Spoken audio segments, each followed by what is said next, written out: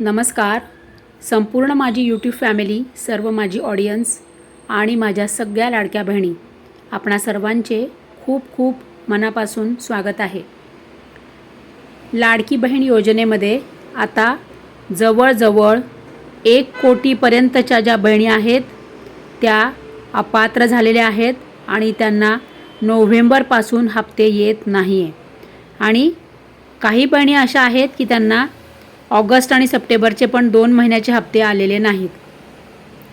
तर अशा ज्या लाडक्या बहिणी आहेत की त्यांना हप्ते येत नाही, तर या पाठीमागे काय कारण आहे, तर त्यांची KYC ही झालेली नाही. तर ज्या लाडक्या बहिणींनी आता खूप म्हणजे महिला व बाल विकास अधिकारी कार्यालयावर सर्व लाडक्या बहिणींनी मोर्चा नेला, नंतर जिल्हाधिकारी कार्यालयावर मोर्चा गेला, सगळीकडे लाडक्या बहिणींनी धडक मोर्चा केला. परंतु लाडक्या बहिणी, आधी तुम्ही हे समजून घ्या की तुमची KYC जी आहे ती झालेली नाही. तर त्या पाठीमागे काय कारणे आहेत, तर तुमची KYC चुकलेली आहे, किंवा तुमची KYC अर्धवट झालेली आहे, किंवा तुमची KYC अपूर्ण आहे, किंवा तुम्ही KYC केलेलीच नाही. हे 4 कारणे आहेत की ज्यामुळे तुमची KYC ही झालेली नाही आणि त्यामुळे तुम्हाला नोव्हेंबरपासून हप्ते येत नाही. तर लाडक्या बहिणी, आता सरकारने तुमच्यासाठी हे ऑफलाईन पद्धतीने KYC करण्यास सांगितलेले आहे.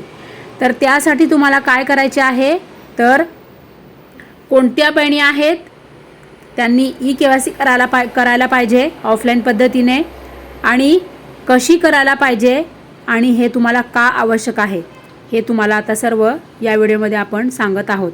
तर लाडक्या बहिणी बघा, ज्या ज्या लाडक्या बहिणींची KYC ही राहिलेली आहे, किंवा चुकलेली आहे, किंवा अपूर्ण आहे, किंवा केलेलीच नाही आहे, तर अशा लाडक्या बहिणींनी आता KYC करायची आहे.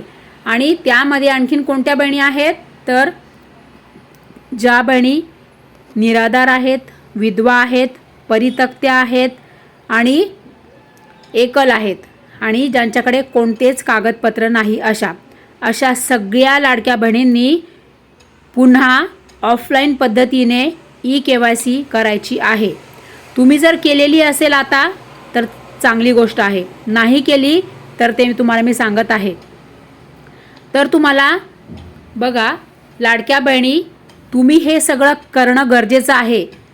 आता यापुढे जरी ऑनलाईन वेबसाईट आली KYCची, तरीसुद्धा तुम्हाला हे त्याआधी ही ऑफलाईन KYC करणे गरजेचे आहे. तरच तुम्हाला सर्व हप्ते मिळतील आणि लाडकी बहीण योजनेमध्ये तुम्ही पात्र लाभार्थीमध्ये समाविष्ट होणार. तर लाडक्या बहिणी बघा, तुम्हाला हे कसं करायचं आहे KYC, तर तुम्ही म्हणाल की अंगणवाडी सेविका या अर्ज घेत नाही आहे. तर हो, काही ठिकाणी अंगणवाडी सेविका या अर्ज घेत आहे, काही ठिकाणी नाही घेते. तर तुम्ही समजा अंगणवाडी सेविकांनी नाही घेतलं अर्ज, तर तुम्ही काय करायचं आहे, तर तुम्ही जिल्हाधिकारी कार्यालयामध्ये जायचं आहे, जिल्ह्याच्या ठिकाणी जायचं आहे. थोडंसं तुम्हाला परिश्रम होईल, परंतु तुम्हाला तिथे जाऊन हे ऑफलाईन पद्धतीने KYC ही तुम्हाला पूर्ण करायची आहे. तर कशी करणार तुम्ही KYC, तर तुम्हाला अर्ज लिहायचा आहे. अर्ज काय तो तुम्हाला मी याच व्हिडिओमध्ये स्क्रीनवर दाखवणार आहे.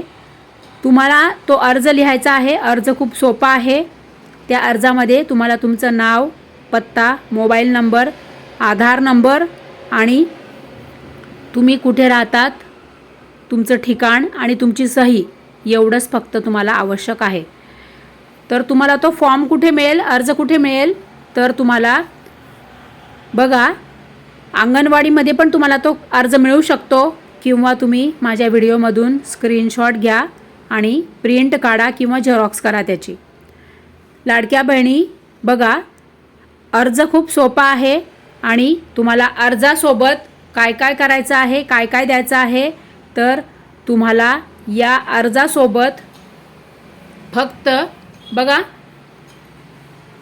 आधार कार्ड लागणार आहे, तुमचं वडिलांचं किंवा पतीचं आधार कार्ड लागणार आहे, तुमचं रेशन कार्ड लागणार आहे, आणि तुमचं TC म्हणजे तुमचा जन्म दाखला किंवा शाळा सोडल्याचा दाखला हे लागणार आहे. तर लाडक्या बहिणी, तुमच्या लक्षात आलंच असेल कोणी करायची आहे ही ऑफलाईन EKYC.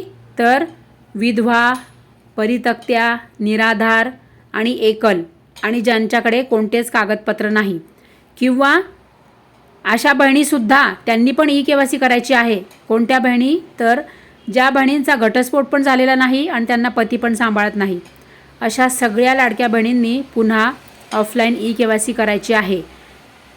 तुमची जर EKYC राहिली असेल, तुम्ही जर EKYC तुमची चुकली असेल किंवा तुमची EKYC अपूर्ण असेल किंवा तुम्ही फक्त काय म्हणतात त्याला हाफ EKYC केली असेल आणि तुम्हाला जर हप्ते आले नसेल, तर अशा सगळ्या प्रकारच्या लाडक्या बहिणींनी पुन्हा ऑफलाईन EKYC करायची आहे. ऑफलाईन EKYCमध्ये तुम्हाला अर्ज करायचा आहे, म्हणजे फॉर्म भरायचा आहे. तो फॉर्म मी तुम्हाला या व्हिडिओमध्ये दाखवणार आहे आणि त्याच्यासोबत तुम्हाला कागदपत्रसुद्धा लागणार आहेत. कोणते कागदपत्र पुन्हा सांगते मी.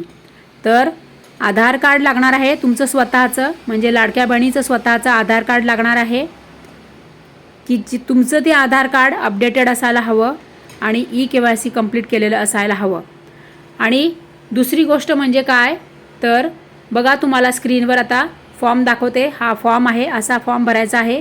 कालच्या व्हिडिओत पण मी सांगितलं आहे तुम्हाला की हा फॉर्म कसा भरायचा आहे. ते खूप सोपं आहे.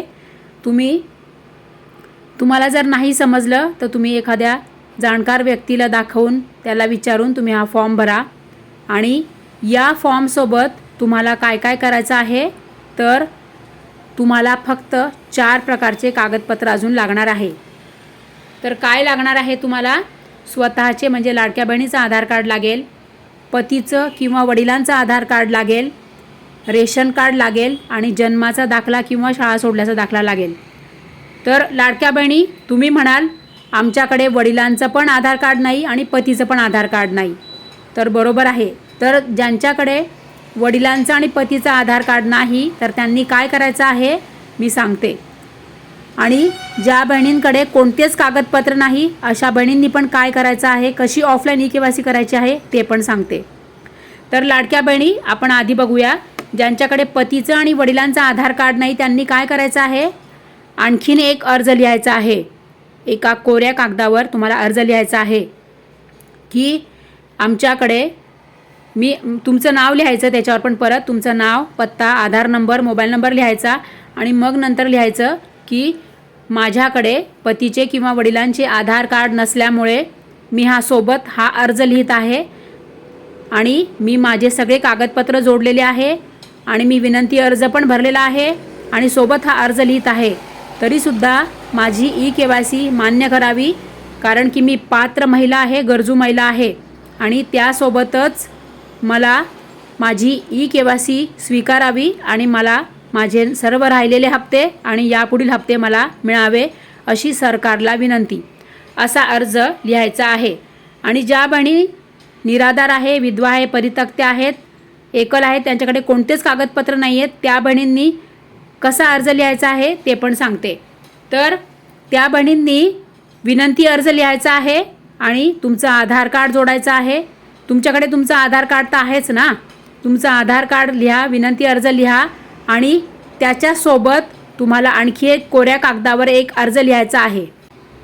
तर अशा लाडक्या बहिणींनी जो मी तुम्हाला स्क्रीनवर फॉर्म दाखवला तो पण फॉर्म भरायचा आहे, म्हणजे अर्ज भरायचा आहे.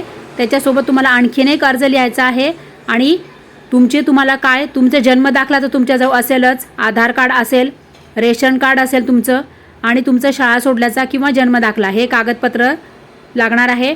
आणि तुम्हाला मी व्हिडिओ दाखवलेला तो अर्ज आहे, तो अर्ज भरायचा आहे आणि सोबत तुम्हाला आणखीन एक अर्ज लिहायचा आहे. कोऱ्या कागदावर तुम्हाला लिहायचं आहे तुमचं मी म्हणायचं, नंतर तुमचं आधार नंबर, तुमचं नाव, तुमचा पत्ता, तुमचा मोबाईल नंबर आणि त्याच्यासोबत तुम्हाला लिहायचं आहे की मी जे काय असेल, आता तुम्ही विधवा असेल तुम्ही विधवा म्हणायचं, जी परित्यक्त्या असेल ती परित्यक्त्या म्हणेल आणि नंतर लिहायचं की माझ्याकडे वडिलांचे किंवा पतीचे मृत्यू प्रमाणपत्र नाही किंवा आधार कार्ड नाही, त्यामुळे मी हा अर्ज लिहित आहे आणि माझे कागदपत्र जोडत आहे आणि मी विनंती अर्ज लिहित आहे. तरीसुद्धा माझा ई KYC तुम्ही मान्य करावी आणि स्वीकारावी आणि मला राहिलेले हप्ते मिळावे आणि यापुढील पण सर्व हप्ते मिळावे असा तुम्हाला अर्ज लिहायचा आहे. अशा पद्धतीने सर्व लाडक्या बहिणींनी जर ऑफलाईन ई KYC केली तर तुमची ई KYCची सगळी कागदपत्र पुढे जातील, तुमची ई KYC पूर्ण होईल आणि तुम्हाला सर्व हप्ते मिळणार आहे.